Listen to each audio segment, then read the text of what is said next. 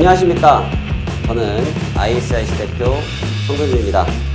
자, 지난 1강, 2강을 통해서 지금 3강, 파생투자의 핵심 노하우에 대해서 설명드리기로 위해서 다시 찾아뵌 송병준 대표입니다. 이베스트증권에서 좋은 기회를 만들어 주셔서 이런 좋은 강의를 할 수 있게 된 점에 대해서 매우 영광으로 생각하며 앞서 1강, 2강 현재 예고편이 나가고 있습니다. 또 많은 투자분들께서 클릭을 해주시고 예고편을 기다려주고 계시기 때문에 3강 하는 이 시점 더욱더 힘을 내서 할 수 있을 것 같습니다. 지난 1강과 2강에서는 우리 투자자들이 파생상품은 무엇이고 어떠한 방식으로 접근해야 될 것인지에 대한 관점적인 부분에 대해서 포커스를 두었다면 앞으로 이루어질 3강, 4강 그리고 5강 차에서는 실제 매매는 어떻게 해야 될 것이며 거기에서 이루어지는 과정들은 어떠한 방식으로 이루어지는지에 대해서 여러분들과 심도 깊게 말씀을 나눠보도록 하겠습니다. 자, 그러면 바로 3강 시작하도록 하겠습니다. 오늘 타이틀은요, 파생투자 노하우라는 타이틀을 가지고 왔고요. 자, 교육 방향에 대해서 설명드리도록 하겠습니다. 자, 2021년도 파생상품 투자의 패러다임 3강 실전 파생투자의 노하우에 대해서 말씀드릴 거고요. 1부 약 10분 동안 파생상품 투자에 대한 종류 및 방법에 대해서 설명을 드리도록 하겠습니다. 이 투자 종류, 어떠한 상품을 투자할 것이냐, 그리고 그 방법은 무엇일 것이냐에 대해서 말씀드릴 거고요. 자, 2부 그렇다고 하면 해외 선물 투자라고 콕 집어서 놓고 봤을 때 상품, 우리가 주식으로 따지면 종목이 되겠습니다. 종목의 선택은 무엇이고 또 어떻게 하는 것이 좋을 것인지에 대한 설명을 드리도록 하겠고요. 두 번째는 대표 상품의 특징, 대표 상품은 여러분들께서, 우리 투자자분들께서 가장 좋아하고 가장 많이 쳐다보시는 상품에 대한 투자 전략에 대한 노하우를 말씀드리도록 하겠습니다. 마무리는 현재 진행된 내용에 대해서 총 정리를 하면서 마무리를 하도록 할 텐데요. 자, 그러면 오늘 강의도 집중해 주시고요. 지금부터 시작해 보도록 하겠습니다. 자, 1부 파생상품의 투자 종류 및 방법에 대한 설명을 드리도록 하겠습니다. 자, 파생상품이 무엇인지에 대해서는 앞서 1강과 2강을 통해서 설명드렸기 때문에 그 내용은 배제하도록 하고 실질적인 상황은 어떻게 봐야 될 것인지에 대한 핵심 내용들만 찝어서 말씀드리도록 하겠습니다. 먼저 크게 국내 파생상품과 해외 파생상품이 있다라는 말씀을 드렸습니다. 그렇죠? 기억나시죠? 자, 국내는 말 그대로 대한민국에 있는 그런 파생상품에 대해서 투자하는 방식을 말씀드리는 거고, 해외 파생상품은 국내 시장에서 중개는 하고 있지만 실질적인 거래소는 외국, 각 국가에 있는 것을 말씀드리는 거죠. 그런 부분에 대한 투자 상품이 있다라는 거죠. 그럼 여기서 우리가 가장 집중해야 될 대목은 무엇일 거냐라는 겁니다. 물론 국내 파생상품에 투자했을 때 얼마의 수익이 날 수 있고 손실이 날 수 있고 이 점도 매우 중요하겠고요. 해외 파생상품도 마찬가지겠죠. 그런데 그에 앞서서 가장 기본을 할 줄 모르면, 알지 못하면 과연 이 투자라는 것이 의미가 있을 것이냐라는 것이죠.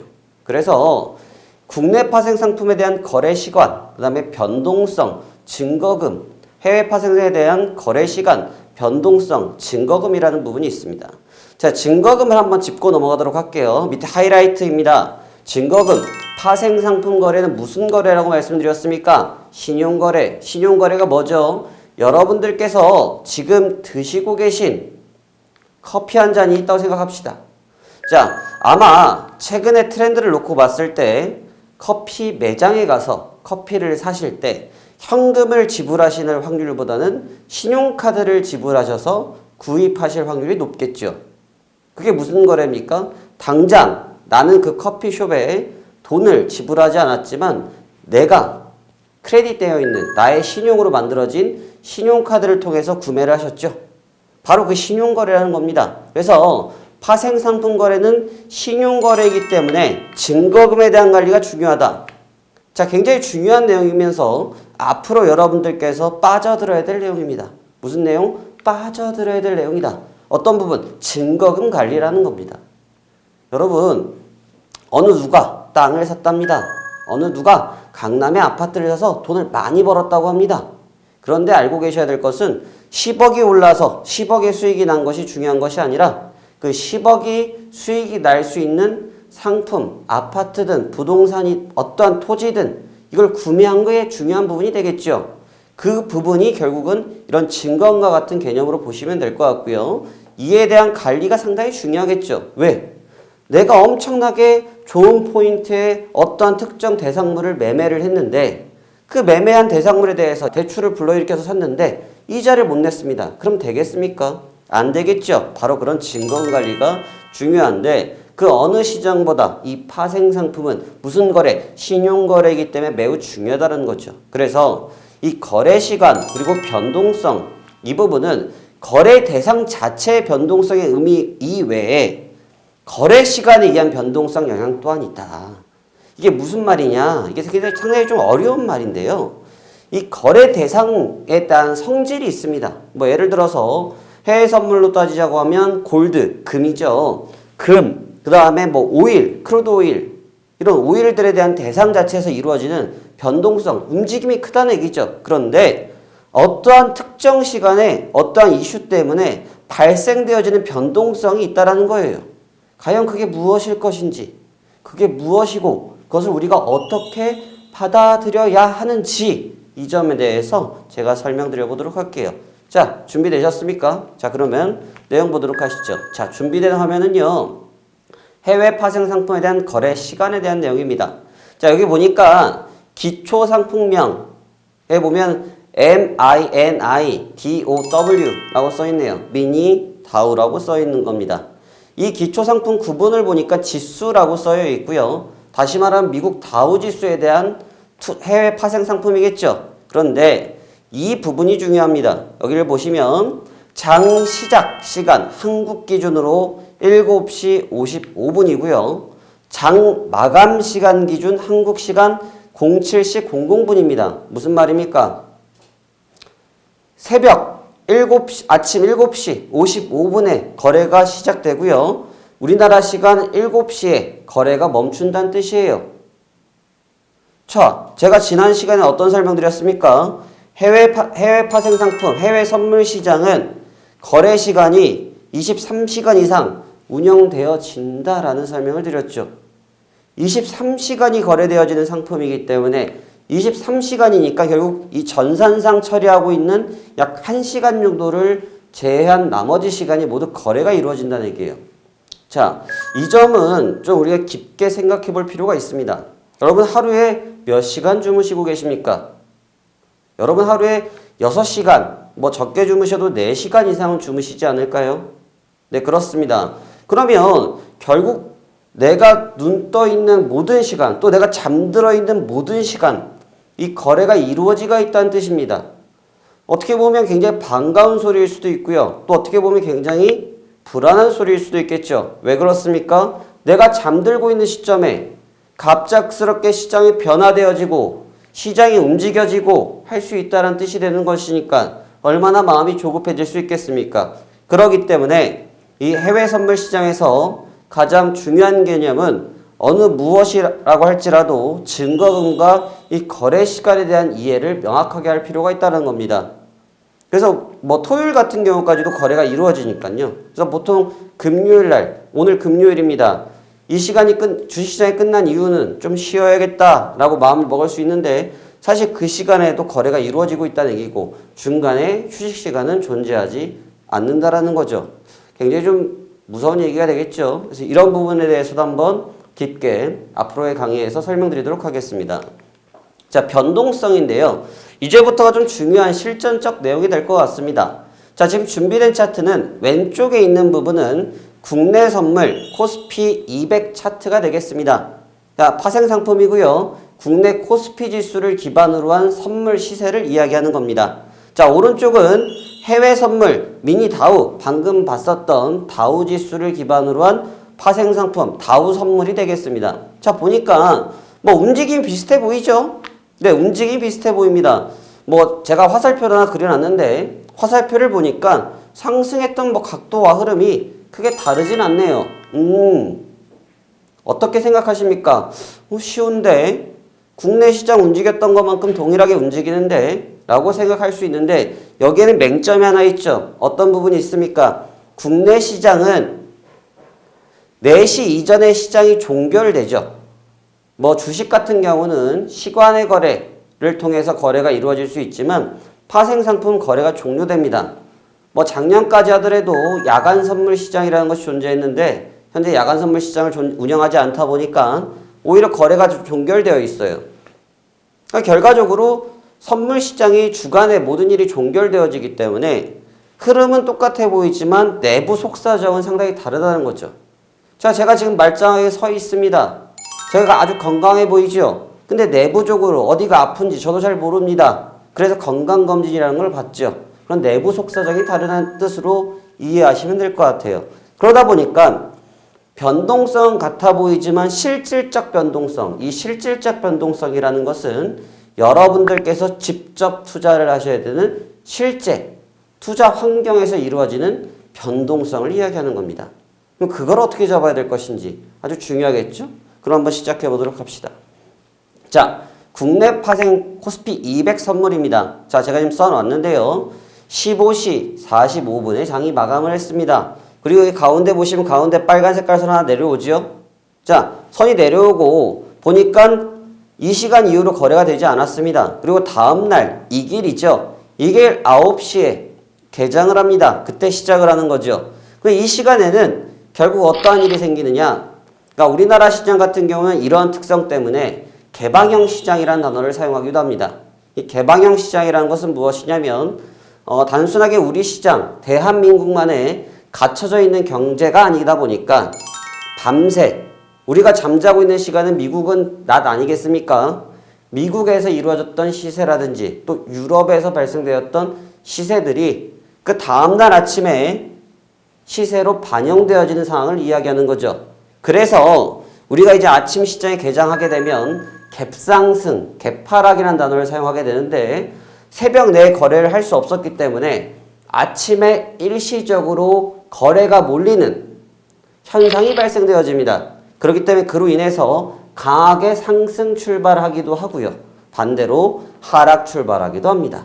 근데 여기에 이제 가장 중요한 포인트는 결국은 이제 어떤 단어가 또 나오냐? 호가라는 단어가 나옵니다. 이 호가라는 것은 이 마법과 같은 단어인데 그 점에 대해서도 여러분들께 심도 깊게 설명을 드리도록 하겠습니다. 자, 어떻게 생각하십니까? 결국 이게 굉장히 편안한 시간이죠. 주간에 일이 딱 끝나고 리프레시를 한 타임을 가져가고 다시 다음날 9시에 일을 시작하고 뭐 굉장히 좀 평온해 보일 수 있는데 이게 국내 선물의 특징이고 해외 선물의 특징은 어떠냐? 같은 날 차트를 그려왔습니다. 자, 이거는 앞서 계속 예시로 드리고 있는 미니 다우, 미국 다우 지수를 기반으로 한 차트가 될 텐데요. 23시간 지속적으로 시장이 운영되어지고 있어요. 그러니까 결국 쉬지 않고 움직이고 있죠. 변동성을 바라보십시오. 변동성을 보니까 새벽에 움직였던 시장들이 계속 움직였고요. 그 다음 날 넘어오는 이 시점까지도 변동성이 계속 이어지고 있습니다. 여러분들께서 이 모든 변동성을 과연 이해할 수 있을까에 대해서는 의문점을 가질 수밖에 없습니다. 저 또한 마찬가지죠. 그래서 이 해외 파생 상품, 해외 선물 투자에서는 가장 중요한 부분이 있습니다. 어떤 점이 가장 중요할까요? 투자자의 성향을 먼저 선택하실 필요가 있어요. 자, 왜 그러냐면 어떠한 투자자께서는 다시 화면을 좀 돌아가도록 하면 이 앞서서 봤던 미니 다우 차트를 좀 보도록 할게요. 자, 여기서 봤던 우상향 하고 있는 패턴 보이지 않습니까? 이 우상향하고 있는 모습을 따라가는 흔히 말하는 추세 추종 매매 전략을 통해서 이끌 가실 수도 있어요. 그런데 어떠한 분들은 여기서 순간순간 나오는 조종들, 순간순간 나오는 급반전들 이런 부분에 대한 기대를 가지고 전략을 수립하시는 투자자분들도 분명히 계십니다. 어떠한 투자가 정답인지라는 것은 사실 없습니다. 이 주식시장, 파생시장에서는 정답을 찾기는 어렵습니다. 정답이 아니라 결국은 끝까지 살아남는 투자자가 최후의 승자가 되는 것이죠. 그렇기 때문에 이 23시간 지속되고 있는 시장 속에서 제가 판단하기에는 우리 투자자께서 가장 집중할 수 있는 시간대, 내가 외부적인 환경에 영향을 받지 아니하고 투자를 할 수 있는 시간대를 고르는 것이 어떻게 보면 막 지금 시작하시는 여러분들 기준으로 해서 놓고 봤을 때 가장 적합한 전략이 되지 않을까. 여기에 시간을 정해놓지 않는다라고 하면 결국 여러분들께서는 추세라는 전략을 따라가야 됩니다. 그러면 여기서 지금 여러분들께서 이 올라가고 있는 이 추세인데 언제 내려올지 알고 계십니까? 반대로 여기서 반등하고 있는 시점에서 언제 재반등, 더 높은 고점을 갈지 알고 계십니까? 모른다는 거죠. 그렇기 때문에 결과적으로 이 23시간 운영된다는 것은 리얼타임으로 접근하고 대응할 수 있다는 아주 큰 장점을 가지고 있지만 자칫하면 투자의 기준을 잃어버릴 수 있는 또 단점을 보유하고 있어요. 그렇기 때문에 지금 막 시작하시려고 하는 우리 해외 선물 투자자께서는 내가 투자할 수 있는 전략과 시간을 가장 올바르게 먼저 수립하실 필요가 있다는 점을 다시 한번 언급드리도록 하겠습니다.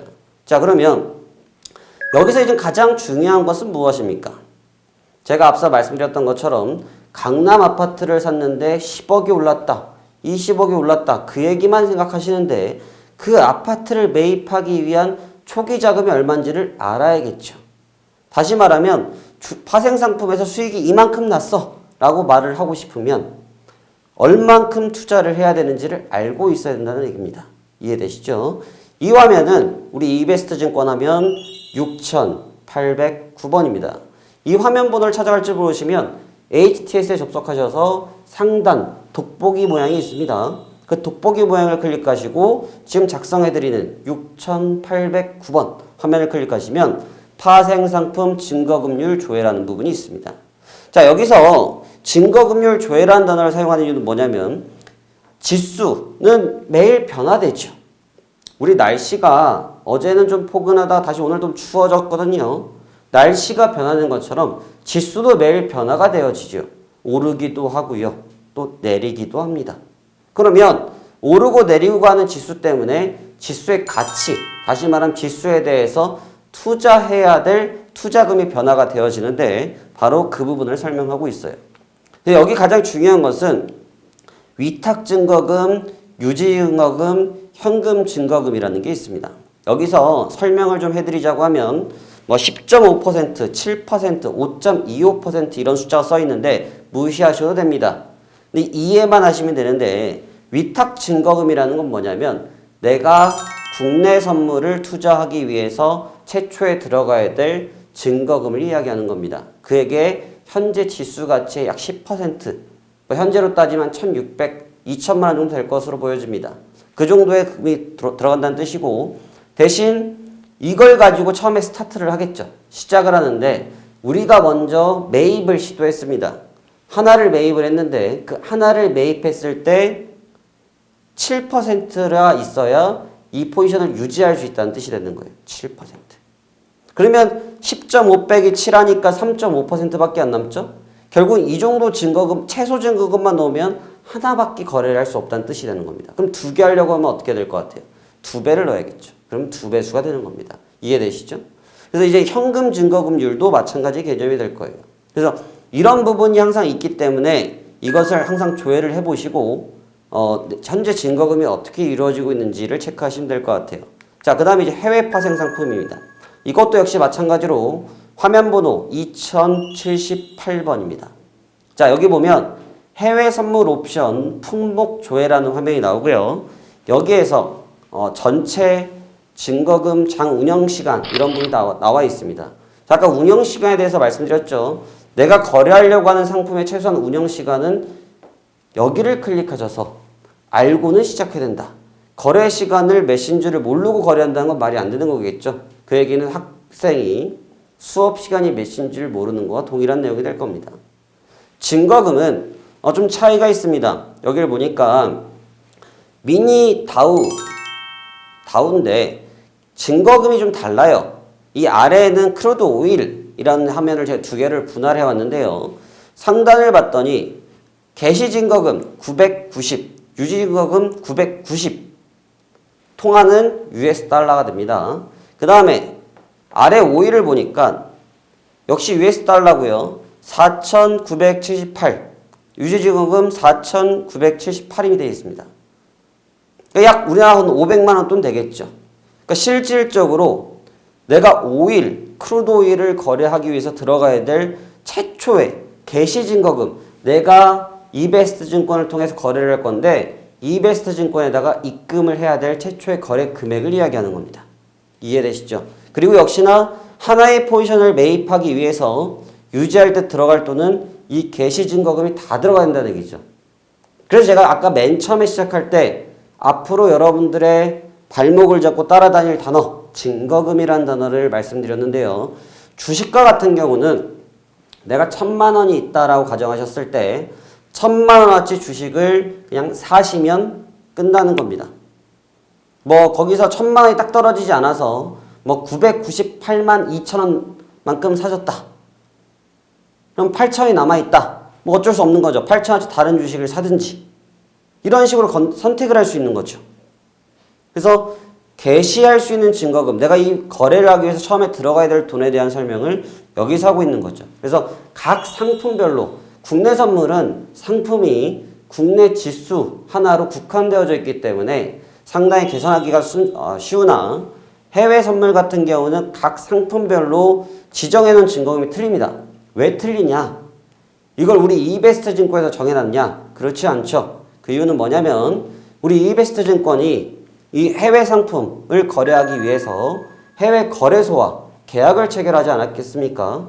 그 해외 거래소에서 이베스트 증권에게 이 상품 하나를 거래하기 위해서 이만큼의 증거금이 필요하다라고 공지를 해주겠죠. 그걸 반영해준 부분인 겁니다.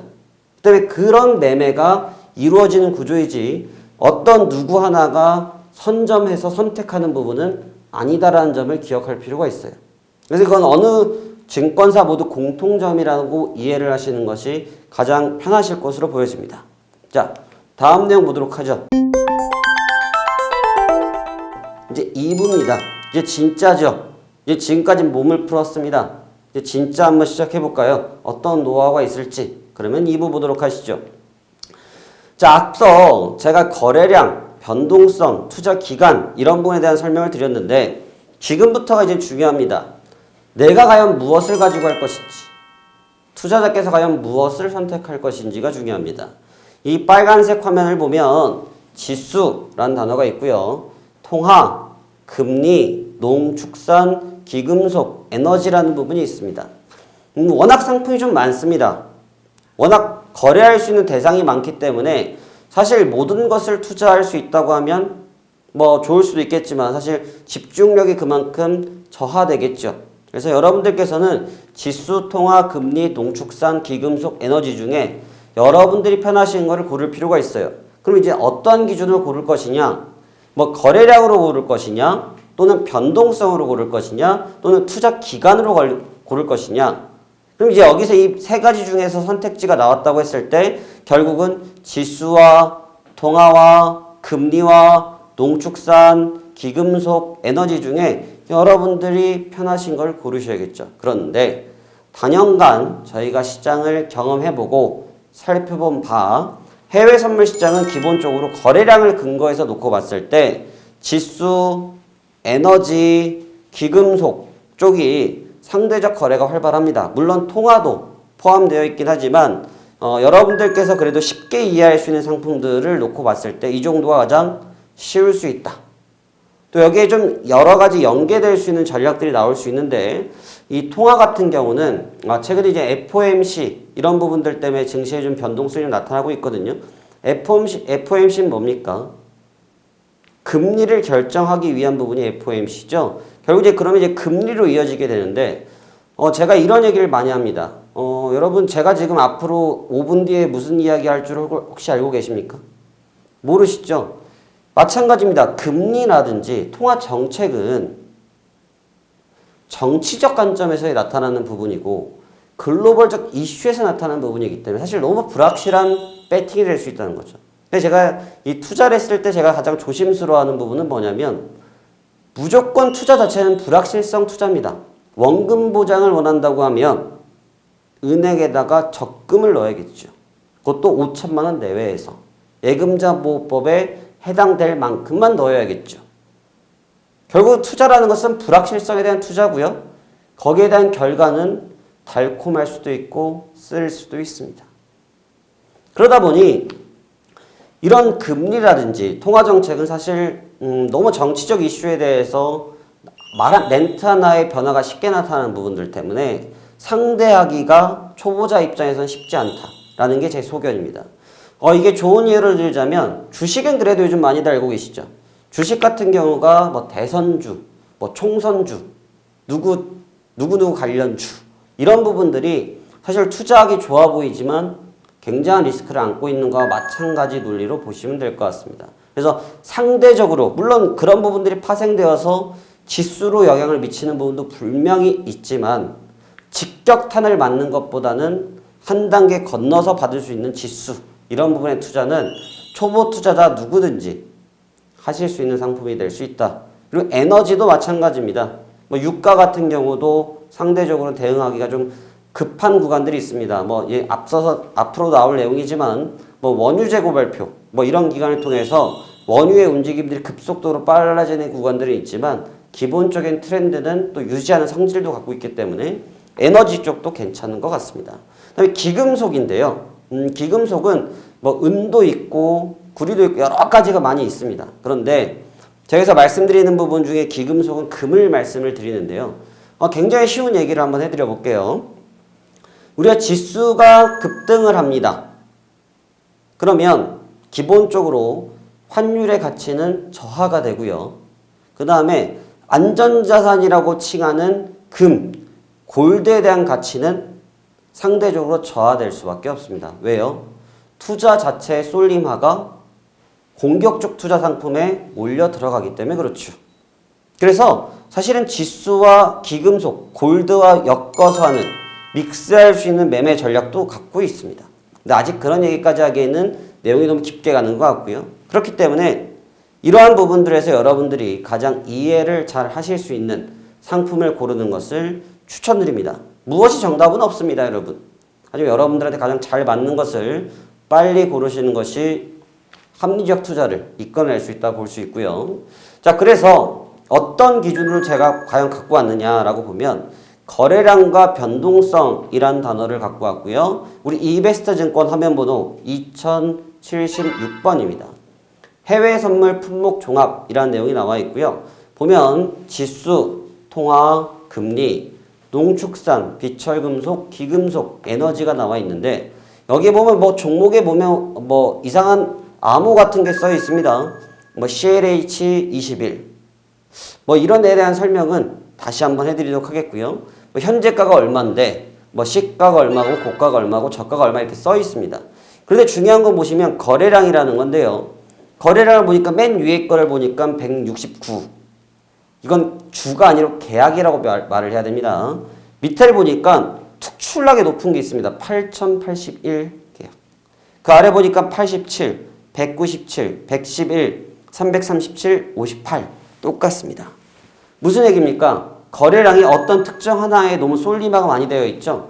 근데 이거는 각각 성향이 틀린 종목들이에요. 에너지에 포함되어 있는 업종이 종목들이긴 하지만 다 다른 상황들입니다. 그래서 거래량이 많다는 얘기는 유동성이 풍부하다는 얘기인데 장단점은 물론 있습니다. 유동성이 풍부하다 보니까 변동성이 극심하다는 단점을 가질 수도 있지만 반대로 그런 변동성을 이용한 트레이딩이 충분히 가능하다는 뜻으로 이해하실 수도 있고요. 또 하나는 이 해외 선물에서 가장 조심해야 될 것은 변동성 부재에서 나타나는 우리가 흔히 주식시장에서 표현하는 은어죠. 물렸다. 이런 물렸을 때 대처할 수 있는 방안이 안 나올 수가 있습니다. 자, 그러면 이 부분에 대한 움직임을 가지고 어떤 현상이 생겼는지를 놓고 말씀드려보도록 하겠습니다.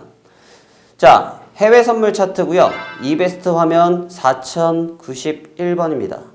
여기 나와 있는 것은 크루드 오일, WTI, 거래량 다라는 부분이 써 있는데요.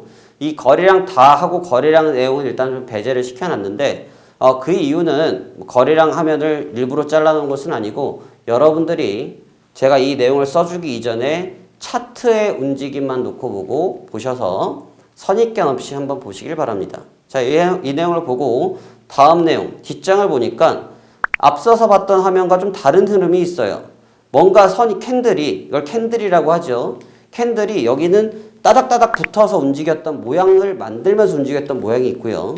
여기는 좀 순간 이동을 했나? 요술을 부렸나 느낌이 들 정도로 캔들이 작은 모양들이 많이 있습니다. 이건 왜 이런 현상이 생기냐라는 부분인데 결국은 앞서서 말씀드렸던 거래량 다, 거래가 활발하기 때문에 이 캔들 하나를 만들어지는 동안 거래가 치열했다는 얘기입니다. 그렇기 때문에 온전한 캔들들이 형성되는 그런 특징을 찾을 수가 있는데 뒤에 거를 보니까 그런 움직임 자체가 아주 미흡하죠. 결국은 이 부분이 초보 투자자한테는 좋지 않다. 물론 이런 것을 이용한 갭 블러핑을 이용한 매매를 하시는 분들도 간헐적으로 계시긴 하지만 그 부분은 상당히 흔히 말하는 선수의 영역이다. 초보자의 영역은 아니다라는 겁니다. 그거는 선수급으로 넘어가셔야 해보실 수 있는 트레이딩이고 그전에는 이런 거래들은 자제하시는 것이 좋다. 과연 그럼 이 구간만 특징적으로 그랬느냐? 아닙니다. 왼쪽에 있는 화면도 보시면 그랬던 그림들이 많이 있죠. 순간순간 캔들이 잘려있고 모양새들이 거의 없고 흔히 앞서 말씀드렸던 갭으로 움직였고 이런 모습이 많은 것처럼 이런 움직임들의 매매는 여러분들이 자제하시는 게 좋아요. 왜? 리스크를 대처할 수 있는 아직 노하우가 없으니까. 그런 노하우를 지금 저와 여러분들이 공부하기 위해서 이 시간에 시청하고 계신 겁니다. 노하우는 이제 차차 더욱더 설명드리겠지만 핵심적인 부분은 거래량이 작은 종목군들에서 여러분들이 대응하시는 것은 어려움이 있을 수 있다. 다시 한번 기억하시기 바랍니다. 자, 그래서 이거는 이제 화면 번호 이베스트 증권 3907번입니다. 이 해외 경제 지표라는 부분이 있는데요. 우리 이베스트 증권에서 이 화면을 굉장히 잘 만들어 놨더라고요. 저도 최근에 이 자료를 만들기 위해서 여러 화면을 찾아보다 보니까 상당히 데이터에 대한 정리, 또 우리 개인 투자들께서 쉽게 이해할 수 있도록 만들어 주셨는데 이 개발하신 분들께 상당히 고생 많이 하셨을 것 같습니다. 근데 이 내용을 보니까 어떤 내용이 있습니까? 제가 조회 기간이라고 찍어서 1월 20일부터 1월 23일까지 찍어 놨습니다. 그랬더니 빨간 색깔 부분인데요. 2021년도 1월 22일 25시, 그러니까 새벽 1시가 되겠죠. 새벽 1시에 미국에서 발표된 내용인데 내용은 무엇이었냐? 주간 원유 재고라는 거예요. 자, 미국에서 특히 원유 재고라는 것을 주간 단위로 발표를 하는데요. 이 전망치를 먼저 예상을 해줍니다. 전망치를 먼저 내주고 이 전망치를 가지고 있는 상태에서 결과를 발표하게 돼요. 그래서 이 단위를 보면 100만 배럴당 전망치가 마이너스 1.16이었는데 실제로 오픈했더니 플러스 4.35였습니다. 그러니까 이전치까지 보니까 마이너스 3.24였어요. 아주 강한 상승을 보였죠. 아, 그래? 원유가 지금 생산이 잘 되고 있구나 라는 부분이고 이걸 조금 더 확대된 내용이 이 아래 작성해 두었는데요. 플러스 4.35. 이 원유가 증가했다는 얘기예요. 그러면 수요와 공급의 원칙에 따라서 어떤 현상이 생기겠습니까? 유가의 가격이 어떤 시간에 25시 전후로 해서 급변동이 생기겠죠. 바로 그런 부분을 통해서 매매를 할 수 있는 매매 포착 포인트들도 만들어낼 수 있어요. 근데 사실 이 부분은 보시다시피 전망치가 이미 나와 있었는데 결과가 달라졌죠. 그러니까 전망치와 결과가 다르면 실망이라는 부분이 나타날 수 있기 때문에 예상하기가 쉽지 않습니다. 그러니까 이 전망치라는 건 예상치라고 볼 수 있는 건데 예상이 틀렸던 것이죠. 그러니까 이런 부분에서 발생되어지고 있는 이슈들, 변동성들은 사실 굉장한 좋아하시는 분들께서는 다이나믹하다라는 표현을 사용하시기도 하지만 사실 굉장한 리스크를 안고 가야 될 요소이기도 하기 때문에 주의가 요구되어지는 부분이 될 것 같습니다. 자, 다음 내용도 보도록 할게요. 자, 그래서 주간 원유 재고가 있었을 때 변동성이 어땠는지를 실제 차트 화면을 통해서 여러분들과 살펴보도록 하겠습니다. 현재 보여드리고 있는 차트는 15분 차트가 되겠습니다. 1분 차트, 3분 차트, 5분 차트가 있겠지만 뭐 그렇게 되면 여러분들께서 너무 차트의 내용이 많다 보니 공부하시는데 좀 이해가 안 되실 것 같아서 일부러 조금 넓은 차트를 들고 왔는데요. 자, 발표된 시간이 이 시간이죠. 자, 이 시간인데 이 시간대를 보니까 제가 어떤 말씀 드렸습니까? 예상치가 마이너스였고 실제치는 플러스가 나왔습니다. 그럼 이제 수요와 공급에 대한 원칙이라고 말씀드렸죠. 양이 많아졌습니다. 결국 어떻게 되겠습니까? 거기에 대한 기대성 매물들이 반대로 좀 출회되겠죠. 자, 그러면서 그 시간 이후로 급속도로 가격이 좀 빠져나가는 모습을 가져갔고요. 결국 아침 개장한 이후까지도 조정이 나왔지만 조정한 이후에 다시 재반등하는 모습을 보였습니다. 결국은 이런 단기 이슈 때문에 시세의 변동이 분명히 발생되어지지만 추세라는 부분도 역시 인지할 필요가 있어요. 그러니까 단기적으로 이탈됐던 시세를 존재해서 시세가 무너졌지만 시간이 지나가니까 결국은 희석되면서 회복을 하더라. 이 얘기는 무슨 뜻이냐?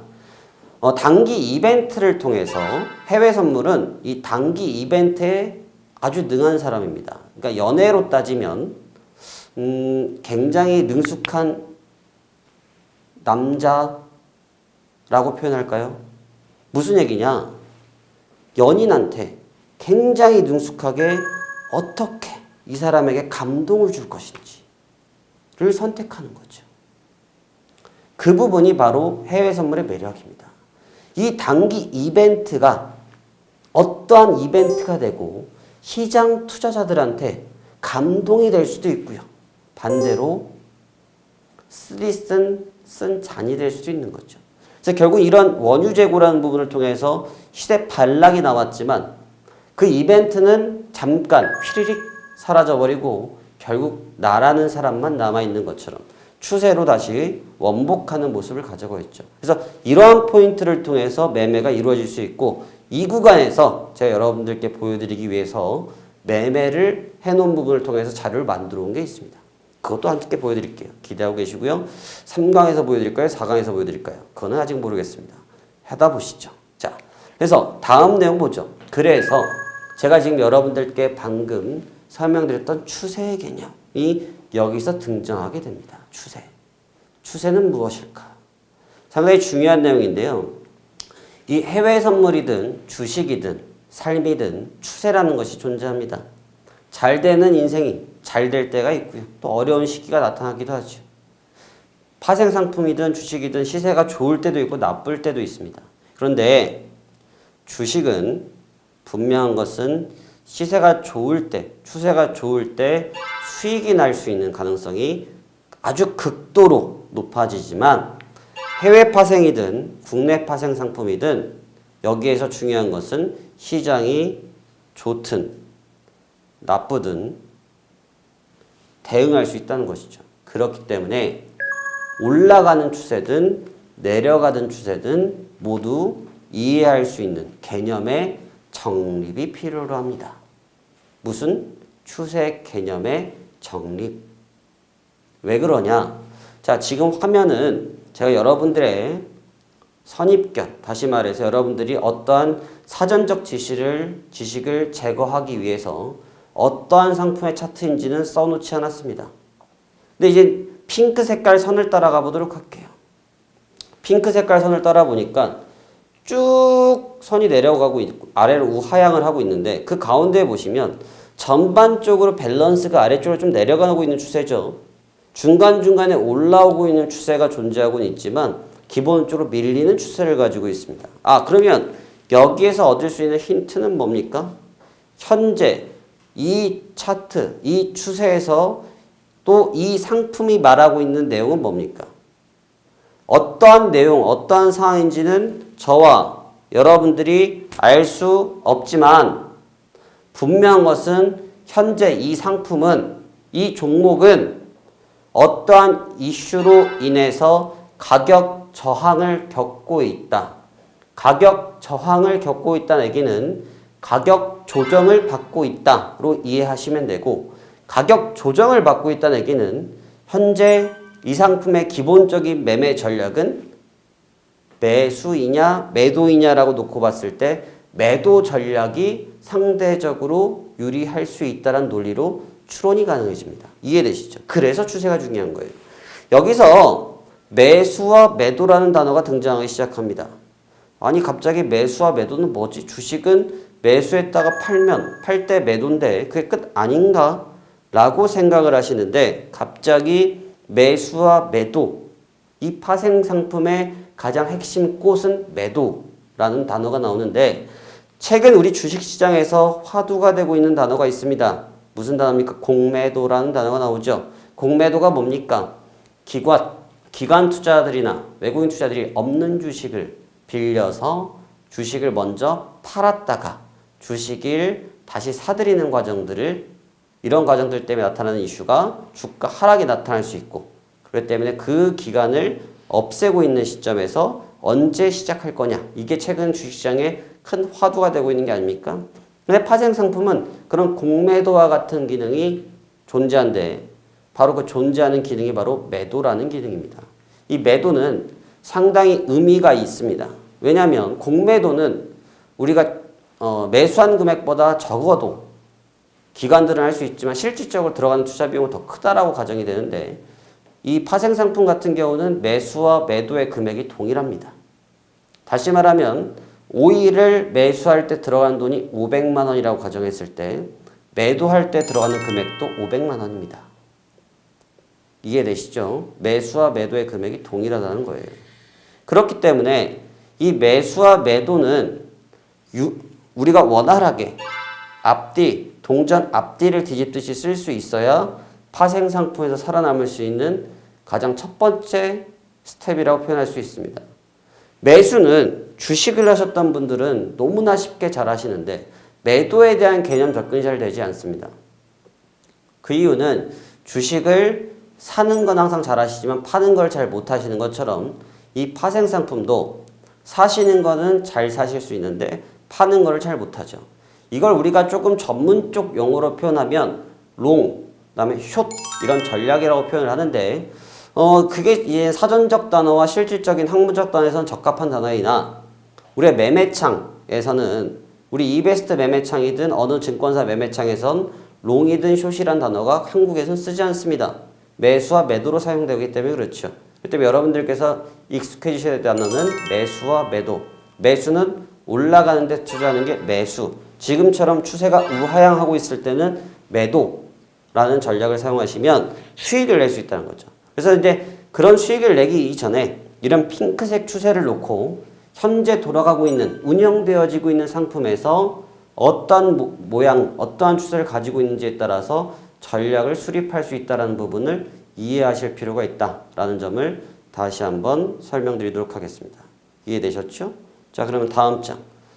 자, 거래량을 통한 시장 접근입니다. 이제부터는 종이를 꺼내셔야 됩니다.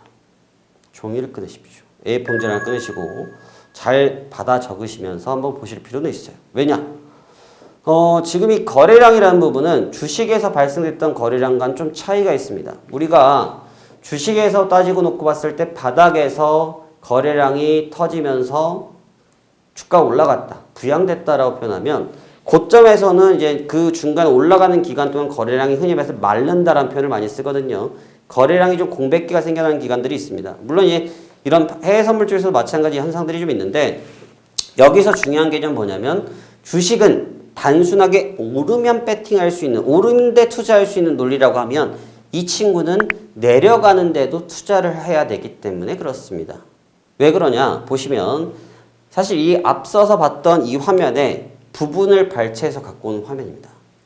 네, 부분을 발췌했는데 보십시오. 핑크 색깔 선이 하단으로 떨어지고 있는 가운데 추세가 계속 조정을 받고 있습니다. 근데 우리 이 빨간 색깔 부분을 보면 양봉, 빨간 색깔 캔들로 강하게 이 추세선을 돌파하는 모습이 나타나고 있는데 여기서 발생되는 것이 이 하단부 라인을 보니까 거래량이라는 부분이 나타나기 시작해요. 강한 거래량들이 이루어지면서 추세를 끌어올리기 시작하죠. 추세를 끌어올리기 시작한다. 결국 무슨 얘기냐면 이런 추세적인 부분도 거래량을 통해서 이끌어 올릴 수가 있는데 두 가지 포인트가 있습니다. 먼저 이 부분을 보면 뭐 이해되실 만합니다. 우하향하고 있던 추세였고 거래량이 강하게 붙었고 슈팅이 걸렸어? 오케이. 여기가 이해되실 수 있는 부분인데 문제는 이 다음이겠죠. 이 다음 우측면을 보니까 아주 강한 장대 거래량이 나왔음에도 불구하고 캔들은 잠들어 있다는 겁니다. 왜 잠들어 있을까? 이 거래량은 어떤 의미를 갖고 있을까에 대한 포인트가 중요하다는 거죠. 근데 이 거래량이 딱 멈춘 시점들이 결국은 가격적으로도 단기 고점이 형성되면서 또 시세가 주눅들기 시작한 시점인데 여기서 표현해야 될 부분은 추세를 전환시킨 거래량이냐 추세를 전환시키지 못한 거래량이라는 부분을 평가할 필요가 있어요. 결과적으로 이 거래는 추세를 돌파시키지 못한 거래량이 되었습니다. 그래서 이 거래를 통해서 현재 이것이 현재 추세를 바꾸려고 하는 전략인지 아니면 단발적인 슈팅 전략인지를 평가할 필요가 있어요. 왜 그러냐? 보십시오.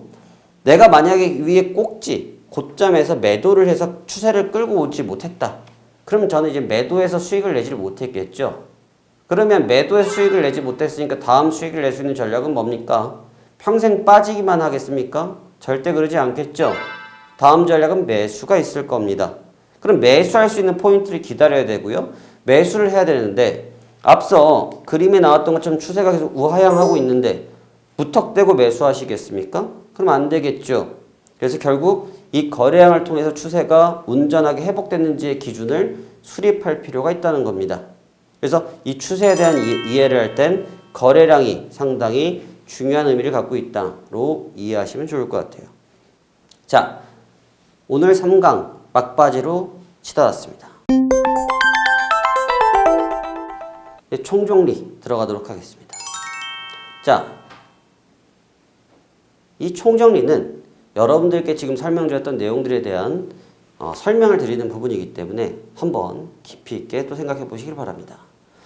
A번, 해외 선물은 변동성을 기반하여서 투자에 접근하는 경우가 많다.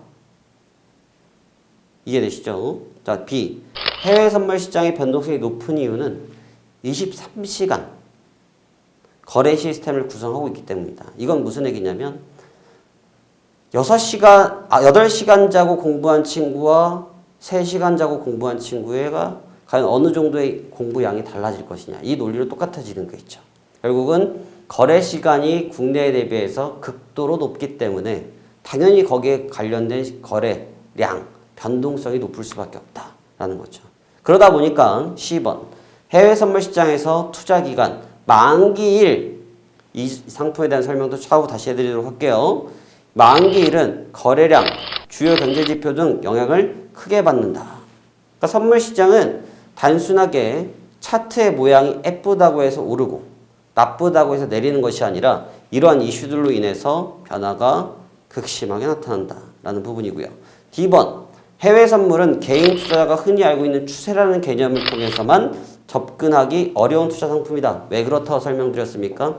단순하게 매도만 하는 것이 아니기 때문이라고 말씀을 드렸습니다. 이해되시죠? 자, 2번. 추세라는 접근이 어려운 이유는 높은 레버리지를 이용하여서 투자를 활용하기 때문에 짧은 변동성에도 유지 증거금. 왜? 23시간 돌아가다 보니까 순간 변동성이 크게 나타나면 증거금이 부족해서 포지션을 유지하지 못하는 경우가 생길 수 있겠죠. 그래서 주의가 요구된다는 뜻이에요. F번. 각 상품별 상대성. 이 상대성은 앞서 말씀드렸던 게 지수, 위험자산, 안전자산, 골드 이런 부분들이죠. 상등성을 이용한 투자 전략을 구사할 수 있는 전략을 수립할 수 있다라는 부분입니다. 그래서 오늘 3강은 여기와 같은 내용을 기반으로 해서 설명을 드렸고요. 4강에서는 제가 설명드렸던 추세라는 부분, 그 다음에 이런 추세 속에서 실전 매매가 이루어지는 과정들을 어떻게 봐야 될 것인지에 대해서 조금 더 깊이 있게 실전 매매를 통해서 했던 자료들을 여러분들께 설명드리도록 하겠습니다. 오늘 3강도 열심히 시청해주신 투자 여러분들께 감사드리며 앞으로 여러분들의 투자에 좋은 결과가 가득하길 바라며 다음 강의 다시 인사드리도록 하겠습니다. 감사합니다. 저는 ISIC 대표 홍병준이었습니다.